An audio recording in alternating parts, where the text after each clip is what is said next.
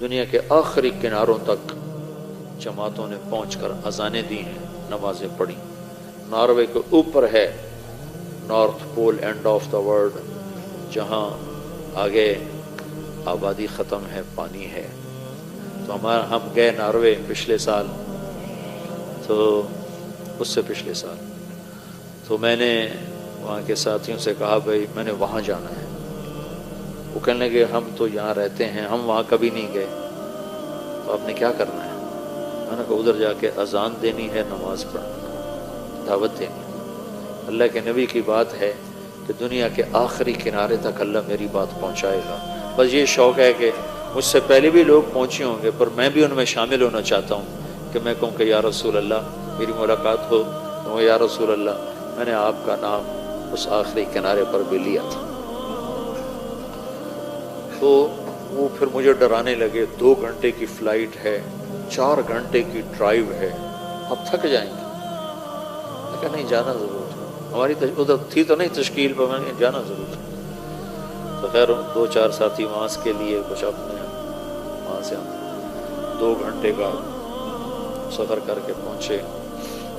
پھر وہاں سے آگے، وہاں ایک چھوٹا سا شہر تھا آلٹا، تو میں دیکھ کے حیران ہو گیا، وہ بالکل ٹاپ پر ہے۔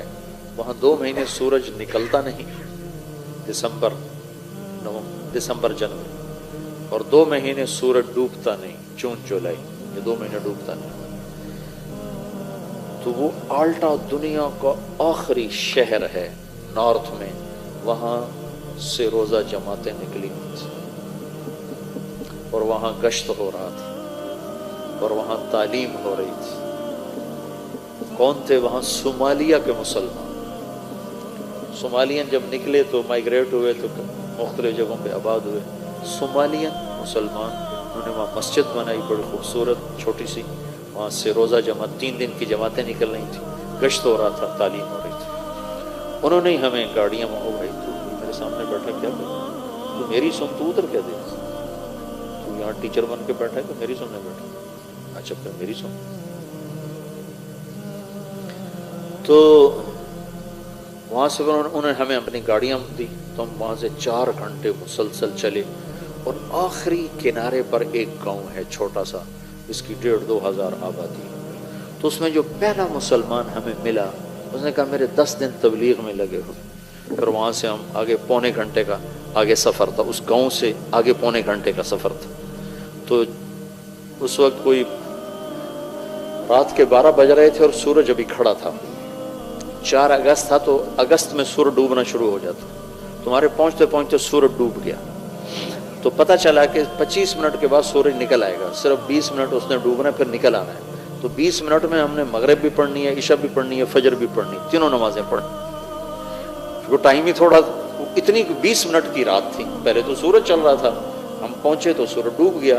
اب وہاں سے پتہ چلا، وہ جو ہمارے ساتھ تھا، وہ جس کے 10 دن لگے تھے، کہ یہ 20-25 منٹ بعد سورج باہر نکل آئے گا۔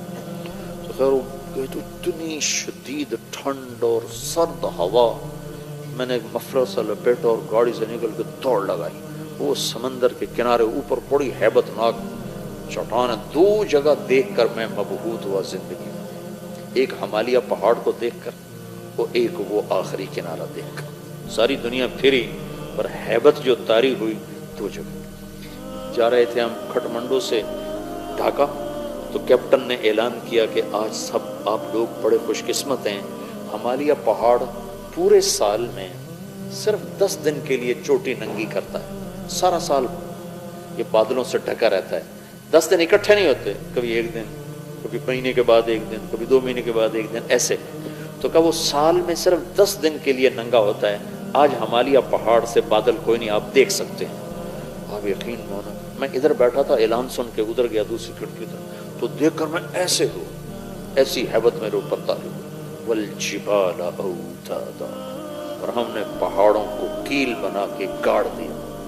اس دن مجھے پتہ چلا کہ جس کے کیل اتنے بڑے ہیں وہ خود کتنا بڑا ہوگا۔